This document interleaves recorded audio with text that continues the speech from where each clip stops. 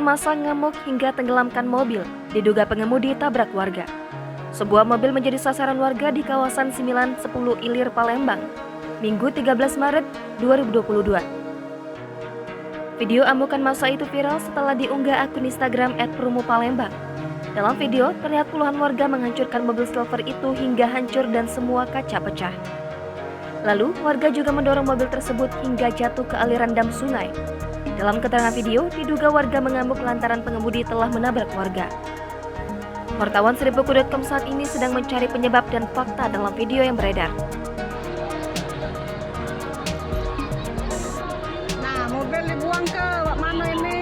Warga RT dah. Malu-malu kena 13 kilo. Iya, udah tahu, udah tuti lagi. Nah, mobil dicemplungkan. Kabarnya mobil yang nomor, tak terus. Inilah.